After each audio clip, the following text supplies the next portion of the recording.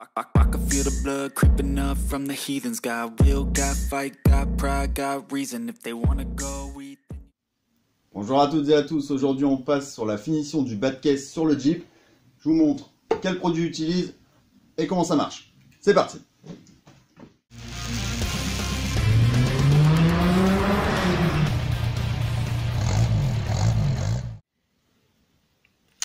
Maintenant on va se retrouver donc pour faire les finitions sur ces soudures. Donc là c'est simple, j'ai déjà commencé là pour voir un peu ce que ça donnait. Il y a un reflet, fou furieux. Ici. Donc on essaye, en fait le but c'est vraiment de l'affiner, mais là on va passer, après là on va mastiquer de toute façon pour cacher la soudure et la rendre étanche, sinon là c'est pas joli et en plus de toute façon ça va rouiller tout le temps. Et ici c'est pas fait. Donc pour ça, nous allons utiliser une meuleuse avec un disque à lamelles. C'est ce qu'il y a de mieux pour meuler les soudures. Si vous prenez les gros disques à ébarber, c'est un peu trop puissant. Et là, je prends un disque à lamelles, vous voyez, qui est usé. Pour justement pas attaquer trop fort. Et comme ça, on va passer sur toute la soudure.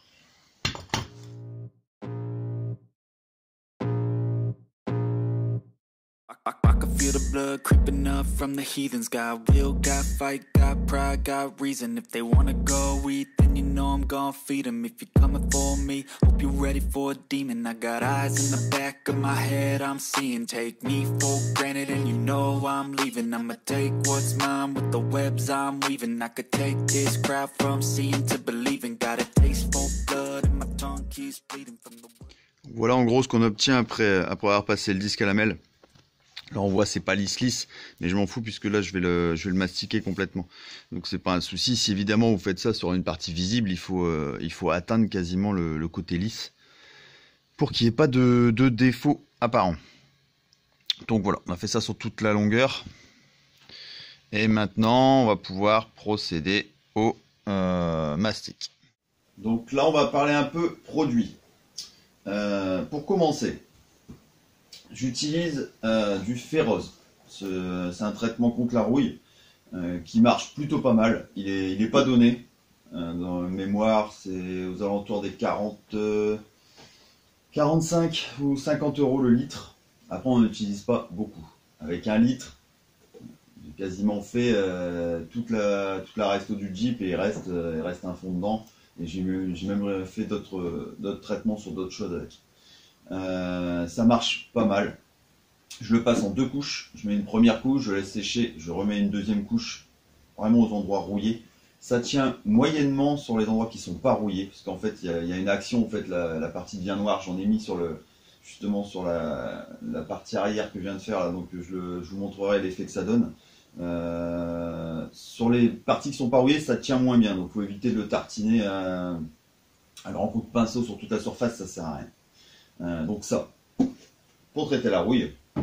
Ensuite, si vous faites des soudures qui sont visibles, on va passer sur du mastic. Là, c'est un mastic simple, de standard pour la ferraille.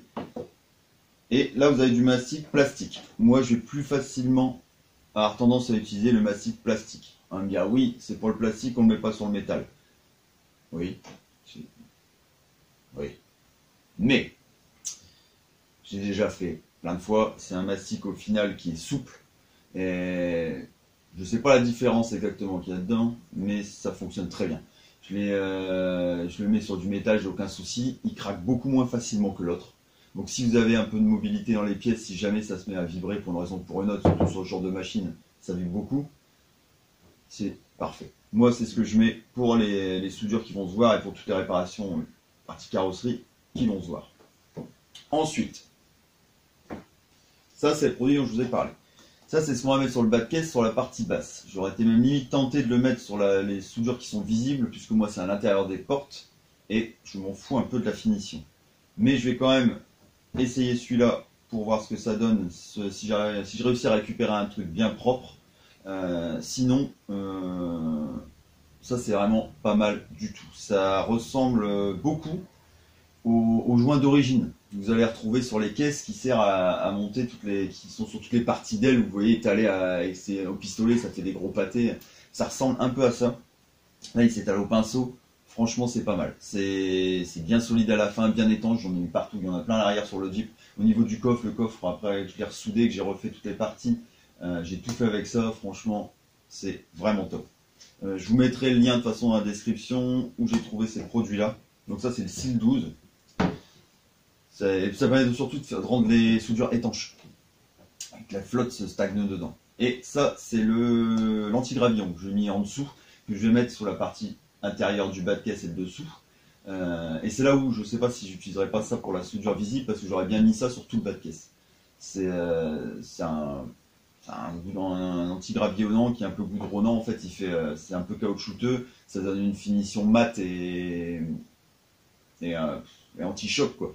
Mais c'est que je sais pas si quand je vais étaler en dessous, je vais étaler vraiment à la grosse, hein, dans les ailes, j'y allais de bon cœur.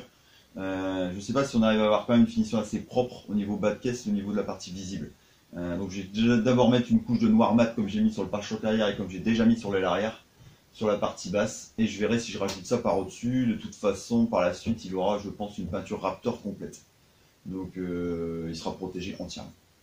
Voilà pour les produits. Donc ça, les mastiques de base pour les soudures visibles. Ça pour les soudures qui sont pas visibles, tout ce qui est dessous de caisse, sous les moquettes, c'est génial. L'anti-gravillon et ce produit-là pour l'anti-rouille. Allez, on continue la suite. Donc là, on est à l'intérieur de l'aile arrière. Ça, c'est la partie justement que j'ai traité au ferrose. Vous voyez, c'est que j'ai mis, en fait, ces parties-là commencent à rouiller un peu. Là en bas, ça commence à se piqueter un peu, donc j'en ai mis. Là, on va mettre le mastic, le fameux SIL 12 qui se met dans les intérieurs où on s'en fout de la finition. Et je vais en mettre aussi sur cette partie-là que j'avais déjà refaite pour jointer cette partie. Là, cette partie de soudure, ici, et jusque là. Et comme ça, on pourra remettre l'anti-gravillon qui est là. Ça, c'est l'anti-gravillon que j'ai passé en fait au pinceau. Allez, on fait ça. Donc là, on met le SIL 12. Tongue keeps bleeding from the words I spit, so sharp, so freezing, so cold. Behold, frostbite they feeling. I could tear you apart, or I could go heal them. Don't believe in fate, don't believe in ceilings. I just need a taste and my mind starts peeling. I don't pace myself, I grind on kneeling. Got lust for change, I just love the feeling. I ain't gonna give up. Got too little time, I'ma live up. Head down, push forward through the tough times. Cause anything worth doing. Voilà ce que ça donne. Je décale la lumière parce qu'en fait ça brille tellement que on voit que dalle. Donc voilà ce que donne le mastic sur la jointure. Ouais, ça s'étale pas trop mal au pinceau. Faut un pinceau assez rigide. Là, j'ai pas retrouvé celui que j'utilise d'habitude, donc je prends un pinceau normal pour faire de la peinture. Mais il est un peu souple, c'est un peu galère. Mais oui, ça se pose super bien ce truc. Et ensuite, la finition, voilà, c'est ce que je voulais vous montrer. La finition c'est pas lisse au point où on pourrait le mettre sur une partie visible. Si vous êtes en train, vous refaites un extérieur de porte qui a un trou en bas de porte, par exemple, faut pas mettre ça, quoi. Ça va pas le faire. Ou alors vous pouvez le mettre par l'intérieur de la porte pour protéger, mais à l'extérieur, il faudra absolument mastiquer avec un mastic carrosserie, hein, et après passer un après pour pouvoir le repeindre proprement. Voilà ce que ça donne. On va mettre exactement la même chose sur la partie inférieure sous la caisse. Ça, je vous filme pas. Je vous le filmerai fini. Je vous montrerai fini un peu ce que ça donne, mais je vais pas vous filmer tout le dessous pendant la pose du joint. Vous avez vu dans l'aile comment ça se passe, comment ça marche avec un simple pinceau, et ça se fait très bien. Donc voilà, j'ai passé le SIL 12 en dessous. Comme je disais, dans la partie sur la partie bas de caisse qui est sous le véhicule pour faire la jointure des deux tôles qui étaient soudées. Évidemment, j'ai laissé les trous là ouverts. C'est les trous d'évacuation de l'humidité de la flotte. Donc ça, il faut pas les boucher. Et voilà à quoi ça ressemble. Et donc ça, c'est parfait. Et là, sur toute cette partie-là, il n'y aura plus qu'à mettre l'anti-gravillon. Donc là, maintenant qu'on a passé le joint sur toute la partie de l'aile et sous le bas de caisse, on va passer l'anti-gravillon que je vous ai montré tout à l'heure, le B120. On va le passer là partout à l'intérieur de l'aile, sous le bas de caisse au niveau de la caisse châssis et sur le retour du bas de caisse. je vous filme que la partie L, même principe que le joint, je vais pas vous filmer tout le passage du produit, ça sert à rien, et je vous montrerai le résultat à la fin. C'est parti.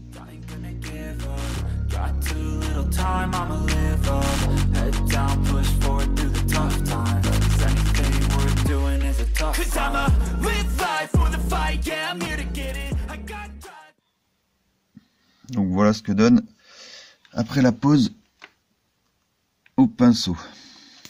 Voilà, comme ça fait un moment que je l'ai, un moment qu'il est ouvert, c'est un peu plus épais.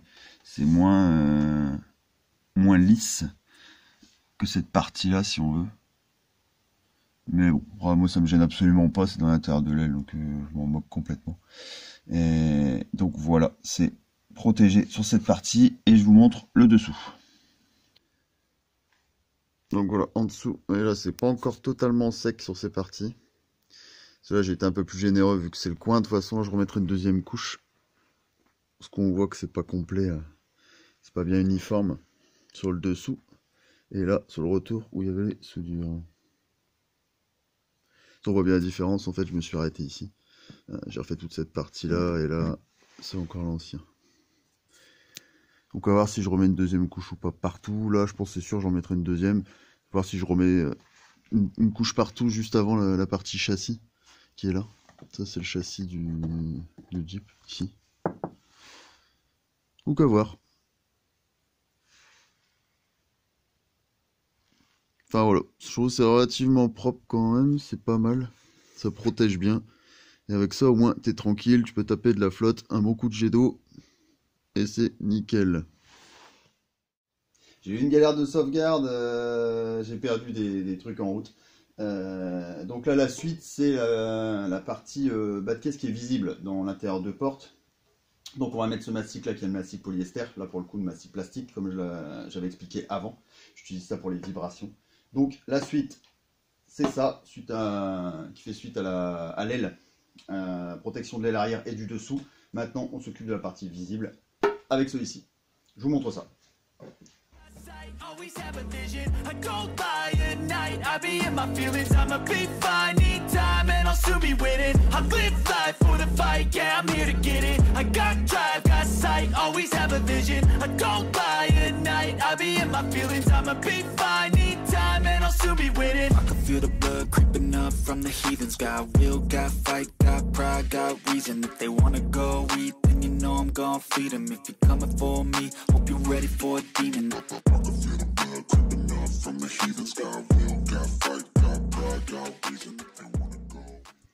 Donc nous voici mastic poncé et sur lequel j'ai passé un coup de grille-en-bombe de la Galva pour protéger. Donc sur toute la partie basse du bas de caisse. Là, et à l'arrière, même chose avec les jointures que j'ai fait ici. Donc là toute cette partie là va se retrouver noir mat, dans le même esprit que cette partie là que j'ai déjà faite. En fait je vais remonter sur le long des ailes, je fais le long des ailes comme ça noir et tout le bas de caisse. Donc il me restera les quelques petites parties du genre ça, la partie en rouille là à traiter. Sur le noir je vais l'arrêter ici par rapport à l'arrière pour être dans le même esprit. Donc là je vais le longer noir jusqu'ici, toute cette partie là noire, et pareil ici, petit peu de rouille là à traiter, et je passe tout ça en noir. Donc voilà, l'épisode bas de caisse du Jeep est terminé. J'avais fait les 3 étapes avant. Vous les retrouverez dans la playlist que je mets en description. Vous avez le positionnement, la découpe, le soudage et compagnie. C'est terminé pour ce fameux bas de caisse. Franchement, c'était bien cool de le faire. La preuve que ça marche au fil fourré. Là, j'ai un bas de caisse qui est refait, qui est solide, qui est propre. Voilà, pas grand chose de plus à dire. Mis à part que ça tombe bien que j'ai fini parce qu'il commence à neiger, ça va être la saison d'aller s'amuser avec la bête. Et voilà, prochaine vidéo qu'il y aura sur la soudure, ça va être la réparation aussi sur le Jeep de l'autre côté d'un trou dans l'aile, en partie ici, donc partie apparente. Donc là je vous montrerai comment je façonne une pièce pour boucher le trou et que ce soit le plus discret possible. Voilà, sur ce, je vous dis à très bientôt, bonne bricole. Et prenez soin de vous. Ciao.